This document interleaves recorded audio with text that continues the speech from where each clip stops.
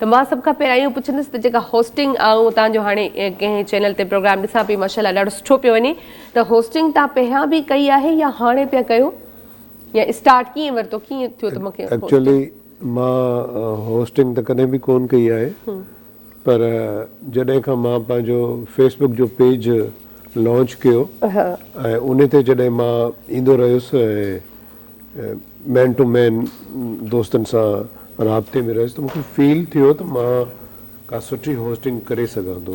अच्छा सो पोइ कुझु दोस्तनि मूंखे चयो त तूं होस्टिंग शुरू कर कंहिं टीवी चैनल ते। मुंहिंजो त होस्टिंग मुंहिंजो मिज़ाज न आहे, मुंहिंजो मिज़ाज ज़ाहिर आहे मां बेसिकली एक्टर आहियां, डायरेक्टर आहियां। सही चऊं न तूं सुठो थो ॻाल्हाईं ऐं तुंहिंजे बॉडी लैंग्वेजिस तुंहिंजियूं फेल थियनि थियूं कंहिं बि सुठे होस्ट जे लाइ, होस्टिंग जे लाइ। सही पोइ मूं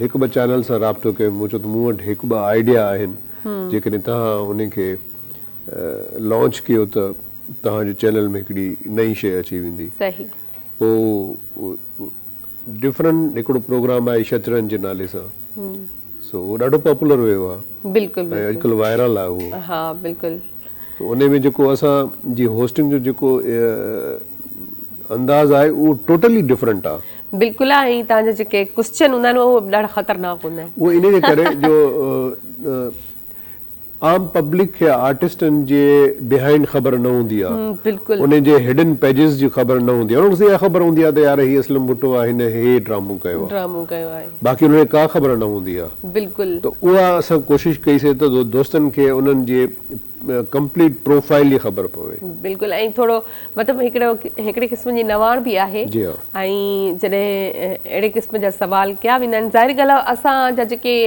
तव्हांखे जेके पसंदि कंदड़ माण्हू हूंदा आहिनि उहे हमेशह पंहिंजे जेको बि उन्हनि जो फेवरेट आर्टिस्ट हूंदो आहे या सिंगर हूंदो आहे या इवन डायरेक्टर हूंदो आहे त उहे चवंदा आहिनि त उनजी पर्सनल लाइफ जे बारे में असांखे ख़बर पए त पर्सनल लाइफ कीअं गुज़ारींदो आहे, उनजी तबियत कीअं आहे ऐं पंहिंजी लाइफ में केतिरी स्ट्रगल करे हिते पहुतो आहे। त ओड़े क़िस्म जा तव्हांजा सवाल हूंदा आहिनि त अॼु तव्हां खां बि पुछंदासीं सर त तव्हां जॾहिं शुरू जी ॻाल्हि आऊं कंदसि त तव्हां शुरू में PTV खां स्टार्ट वरितो हूंदो मुंहिंजे ख़्याल में त PTV ऐं अॼु जा जेके चैनल आहिनि तव्हां ज़ाहिर ॻाल्हि आहे माशाल्लाह सां एतिरी खोड़ सारी जेको आहे आर्टिस्ट उन्हनि खे संभालींदा बि आहियो एज़ अ डायरेक्टर या राइटर बि आहियो, सुठा ड्रामा बि तव्हां लिखिया।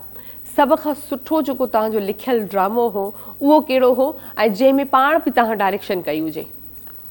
मूं ॾिसो एक्टिंग जी दुनिया में त मां 1984 में आयुसि ऐं उन वॾो कॉम्पिटिशन हुयो। बिल्कुलु तॾहिं मंज़ूर मुराद, सलाहदीन तुनियो, मरहूम अदा मोहम्मद यूसुफ इहे पीक ते हुया ऐं उन्हनि जे विच में जाइ ठाहिणु ॾाढो ॾुखियो हूंदो हो। सही सो बहरहाल पोइ अटैम्प्ट कयोसीं ऐं अलाह पाक कामयाबी ॾिनी ऐं पोइ एतिरे क़दुरु जो उन्हनि जे पैरेलल रोल मिलंदा हुआ पोइ उहे कंदा हुआसीं।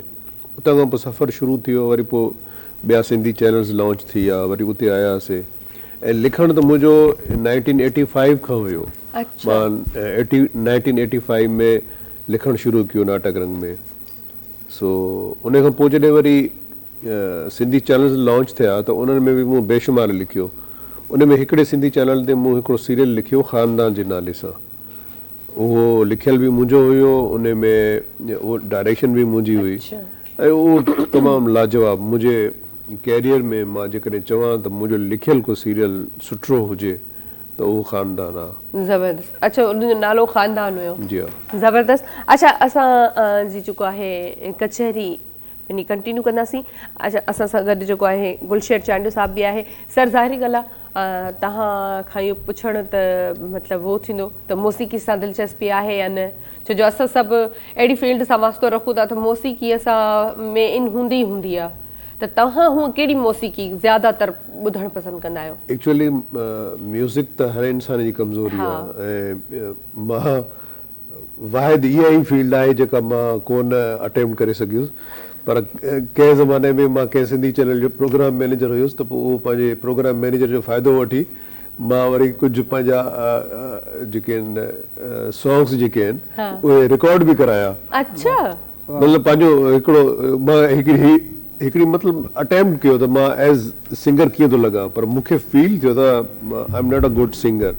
अच्छा, मतिलबु तव्हां ट्राई करे चुका आहियो सिंगिंग खे बि? मां प्रोफेशनली कोन कयो आहे, मतिलबु मां पंहिंजे हिकिड़े शौक़ जे लाइ, त भई कीअं, छो त जंहिं चैनल ते मां कमु कंदो हुउमि उन जो पंहिंजो स्टूडियो हूंदो, त पोइ उते ज़ाहिर आहे मां प्रोग्राम मैनेजर हूंदो हुउमि, त उन्हनि खे चवंदो हुउमि त भई हीउ गानो थोरो कंपोज़ कयो त इन ते ॾिसूं कीअं थो लॻे। ज़बरदस्त।